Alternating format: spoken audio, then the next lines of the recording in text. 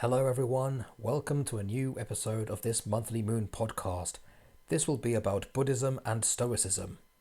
Now originally this was going to be two separate videos, but then I found that there is a link between the two, so I decided to put them together because they are compatible due to their similarities. I'll begin this podcast with a little story about the Chinese farmer. You've probably heard of it, as it ties everything I'm going to share in this video. It goes something like this. One day, a farmer's horse runs away. His neighbors express their sorrow for his loss, to which he responds with, "Maybe." The next day, the horse returns accompanied by another horse it befriended. The farmer now has two horses. The neighbors express their joy for him. The farmer responds with, "Maybe." The next day, his son was riding the new horse. The horse throws him off, injuring his leg. The neighbors express their sorrow to the farmer. The farmer says, "Maybe." The next day, soldiers from the city arrive, recruiting young men to fight in a war. But the young boy cannot fight due to his broken leg, so they rejected him. The neighbors express their joy to the farmer. The farmer replies, "Maybe." The Chinese farmer is a stoic man. He was indifferent to every situation. He understood that something good was bound to come out of a bad situation. He understood that a good situation didn't always lead to another good situation. He knew it was temporary. Even when a bad situation did occur, he didn't allow his emotions to take over his mind and control him and make him angry, cry, or feel sad. He simply accepted it. He understood, even though something positive happened, he did not celebrate because he knew it would be temporary. He knew the joy would not last. He simply appreciated every moment as it came. He was indifferent to every situation. All of this may sound cold and cruel, but it is emotional freedom, freedom from anxiety, freedom from stress. It is a liberating way of thinking. Since the story here originates from the Far East, it is only fitting for us to delve into the Chinese farmer's mindset at the time. I don't know when these events occurred, but it can be assumed that it took place sometime after the time Buddhism arrived in China. So let us begin by exploring the origin of Buddha, followed by his teachings of Buddhism. So, who is Buddha? He was a prince known as Siddhartha Gautama. He was born in the year 564 BC, around Lumbini, now a province in Nepal. To make sure he became king, his father gave him a luxurious, sheltered life so that nothing bad could happen to him. From time to time, Siddhartha would sneak out of the palace and socialize with the common people. What he saw shocked him to his core, because for the first time in his life, he witnessed suffering. On the first day, he saw a sick man. On the second day, he saw an elderly man. On the third day, he saw a dying man. On the fourth day, he met a monk who offered to teach him his ideas. Then Siddhartha abandoned his home and began to follow the monk and learn about religion and spiritualism. Once he figured out all the causes of suffering and reached enlightenment, he found nirvana, freedom from suffering. Later, he founded a new religion, Buddhism. Siddhartha became known as Buddha, which means the enlightened one. From his own experience, he learned that one must not live in luxury, but to live in moderation, to live in a humble manner. This is a spiritual life. Thus, we continue our journey into the realm of Buddhism. There are 4 noble truths. Number 1, life is suffering. Birth, sickness, old age is suffering. We cannot deny this. Number 2, suffering is caused by ignorance. It is willful ignorance to not accept reality as it is. This causes people to react based on emotion. Number 3, ignorance and suffering can be conquered. Number 4, in order to conquer ignorance and suffering, one must be devoted to the Eightfold Path. The Eightfold Path is the termination of suffering. It is a list of rules, a code of ethics which focuses on the right way of doing things. Number 1, the right outlook or understanding. This means having an accurate view of what the problem is, which is often ignorance and the emotions that get people harmfully attached to their suffering. In short, understand the cause of your suffering. Number 2, the right purpose or intent.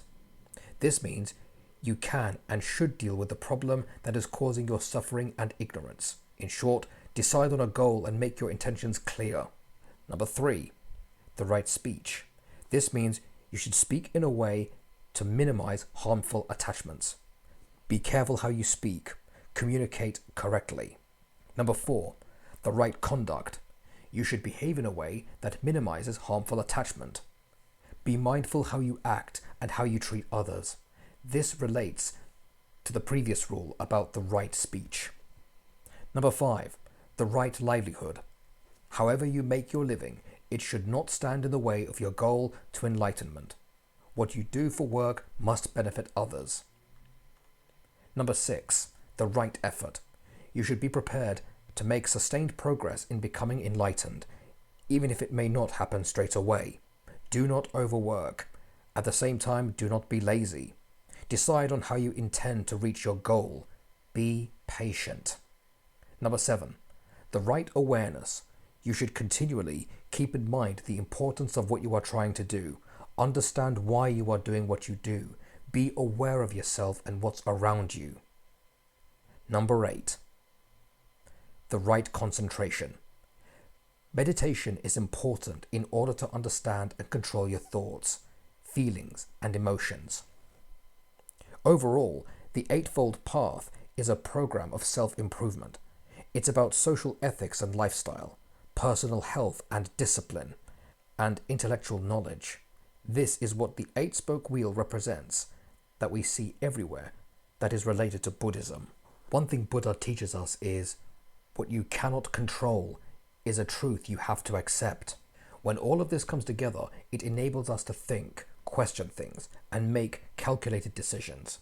It's about making decisions based on logic, not emotion. This is not to say that emotion is bad. Emotion is the necessary component to our being. It's the opposite we all have within us. Emotion complements the rational. The point of this is to not let emotion control us. Once we understand what is causing our inner anxieties, we can have harmony within us. There is an element of Taoism, where two conflicting things work together in a way that brings harmony. That is what the yin and yang symbol represents. It is the way of nature. It is the way things are. It is better to let go and accept it, rather than to force something that is not within your control and waste away your own being. So, from here, I will now move on to Stoicism. Stoicism was founded by a man named Zeno. Who is Zeno? Zeno was a philosopher. He was born in the island of Cyprus in the year 335 BC in the ancient city called Kitium. Today the city is called Larnaca.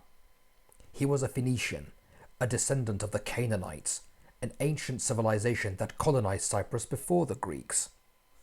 Thus, contrary to popular belief, Zeno was Phoenician, not Greek. Unfortunately, very little is known about his life. What we do know is that he moved to Athens to teach and founded the school of Stoicism. It was here that he met other Greek philosophers. It is interesting to note these Greek philosophers borrowed their thoughts and ideas from ancient documents that came from India, such as the Vedas. One philosopher in particular was Pythagoras. He was also a mathematician. He taught that all living things were connected, and he put forward the idea of reincarnation. It was also believed that he was also a vegetarian because he did not like the idea of eating meat. His ideas of reincarnation and vegetarianism came from the Indian belief system called Sankhya. He was influenced by Indian philosophers. It is said that later on that another philosopher named Plato was inspired by these ideas. Can it be that Zeno and his Greek cousins were inspired by Buddha and Indian teachings? Since most of these thoughts were not new and written down hundreds of thousands of years earlier, it only makes sense for them to learn it and teach it as these ideas spread across Europe via the Mediterranean Sea, from the Middle East, all the way from the Far East. As a side note, I always wondered what the word Stoicism meant. It turns out that Zeno taught in a painted porch. In ancient Greek, that's ipekile stoa. Hence, because of the name where Zeno taught, his students were named the Stoics. It is thanks to his students and other Greek philosophers we know about Zeno today. He would later influence many men. This would include the Roman Emperor Marcus Aurelius. While we are on the subject of Zeno, I'll share a little known fact. There is a crater on the moon that is named Zeno. It was named after him in his honor. Since this is the Moon podcast, it is only fitting to mention it here. It's pretty cool to know that at least one Cypriot made such a positive impact on mankind that a crater on our moon is named after him. So, what is Stoicism? Stoicism is a philosophy. It's a way of thinking in pursuit of self-mastery, perseverance, and wisdom. Stoicism is a reminder that you are responsible for yourself, not events. Say less than necessary. Do not react. Respond accordingly. The world does not owe you anything. You are obligated to be grateful for everything that you have. It's a way of overcoming hardship, turning a negative experience into something positive. As we learned earlier from Buddhism, that suffering brings strength. Even though it brings negative emotions, it makes us stronger. We grow from it. We feel better. For example, when you fall over and hurt yourself, sure, you'll get bruised. It will take time to heal. But the next time you fall over, it won't hurt as much because you have built resistance to it. However, when people live in comfort, free of pain, never having to deal with hardship, they become weak. Many people would rather escape and deny reality rather than endure it. This is the ignorance that Buddha mentioned earlier. Embracing reality makes people stronger. We build resilience. We gain the courage and the wisdom to act in well thought out, calculated manner rather than react based on emotion. This can apply to failing an exam or getting rejected, or even being overconfident in something and making a series of mistakes. Even though what follows is negative emotions, instead of reacting in a negative manner to change the outcome, we accept it as a lesson. We work our way around it. Thus, this is a sign of strength. Here's an example. Losing weight is hard. It takes hard work. Keeping active, being careful what you eat, discipline, the focus on the goal, these things are difficult. Your muscles ache, you get tired, but the suffering pays off because in the end, the goal is a stronger, healthier body. A healthier body means a longer life. So why do people avoid it? It's because it requires suffering. It's not easy. So in the end, the decision is up to the individual to either grow or decline.